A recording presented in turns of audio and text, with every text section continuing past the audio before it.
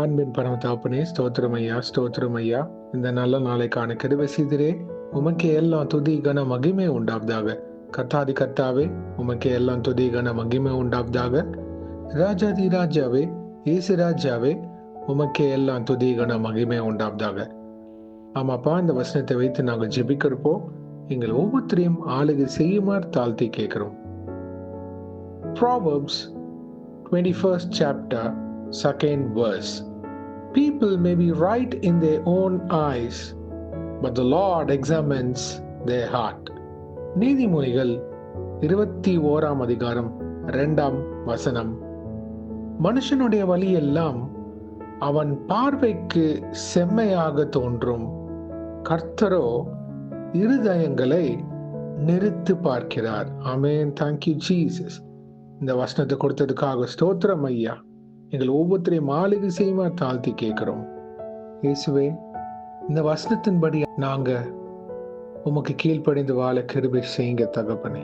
எங்க கண்களுக்கு நாங்க அநேக காரியங்கள் நல்லதாக நாங்க நினைத்தாலும் இயேசுவே, நீங்க ஒவ்வொரு காரியத்தையும் ஆராய்ந்து அறிந்திருக்கிறீராப்பா.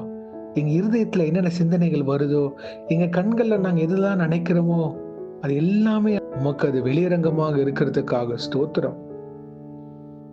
ஆனா ஐயா, எங்க வாழ்க்கை உமக்கு பிரியமுள்ள வாழ்க்கையாக இருக்க வேண்டும்.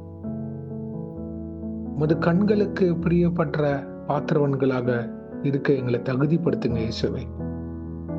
நாங்க நினைக்கலாம், இது எனக்கு பிடிச்சிருக்கு, இது எனக்கு வேணும் அப்படின்னு. இல்லை இயேசுவே, உங்க சித்தம், உங்க திட்டம்ன்றது அதை புரிந்து கொண்டு வாழ எங்களுக்கு கிருபை செய்யுங்க. அதை அறிந்து எங்க வாழ்க்கைய நீர் வடிவமைத்து தருமா ஜெபிக்கிறோம். நீங்க எங்க வாழ்க்கைய உருவாக்கி தாங்க. Oh Jesus, we surrender our life under your feet.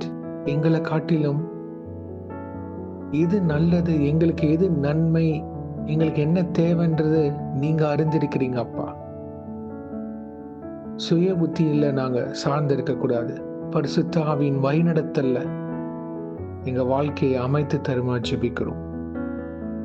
கண் போன போக்குல நாங்க போகக்கூடாது ஐயா. ஒரு கிறிஸ்துவ வாழ்க்கைன்றப்போ அது என் எஜமானுக்கு பிரியமுள்ள வாழ்க்கை. என்னை உருவாக்கின தேவாதி தேவன், ராஜாதி ராஜன், இயேசு ராஜா, அவருக்கு பிரியமுள்ள வாழ்க்கை நான் வாழ வேண்டும் அப்படின்ற தகுதியுள்ள பாத்திரவன்களாக எங்களை மாற்றி அமைத்து தாங்க இயேசுவே. எங்கள் குறைகளை மன்னிங்க. இது ஒரு சிலர் இதை கேட்கிறப்போ, நான் அநேக காரியத்துல ஆண்டவருக்கு பிரியமில்லாத காரியங்கள் செய்திருக்கிறேன், ஆண்டவர் என்னை மன்னிப்பாரா? கண்டிப்பாக மன்னிப்பார். உங்களோட முழு இருதயத்தோடு அவர் பாதத்தை நீங்க எல்லா காரியத்தையும் வைத்திருங்க. அவர் ஆளுகை செய்வார். உங்கள் பாவத்தை மன்னிக்கிற தேவன் அவர் ஒருவர் தான். ஒரு மனுஷன் நம்மள தவறாக பேசக்கூடும், ஆனா இன்றைக்கும் மாறாத தேவன் இயேசு ராஜா, the Lord and Savior Jesus Christ. He never changes and He is always there for us. No matter whatever mistake we do, He corrects us and He disciplines us. Amen. Thank you Jesus. எது பண்ணணும், எது பண்ணக்கூடாதுன்னு எங்களுக்கு போதித்து வழிநடத்துங்கப்பா.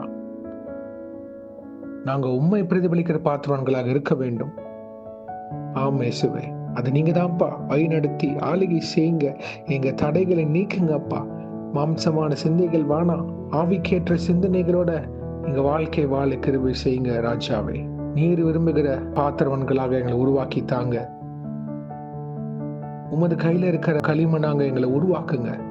கொய்யவன் கையில இருக்கிற களிமண்ணாக எங்களை ஆளுகை செய்ய தாழ்த்தி கேட்கிறோம். எங்க இருதயத்தின் ஆழங்களை அறிந்த தேவாதி தேவன், அப்பொழுது உமக்கு பிரியமுள்ள வாழ்க்கையாக மாற்றி அமைத்து வடிவமைத்து பிறருக்கு ஆசீர்வாதமான பாத்திரவன்களாக எங்களை ஆளுகை செய்யுமாறு தாழ்த்தி கேட்கிறோம்.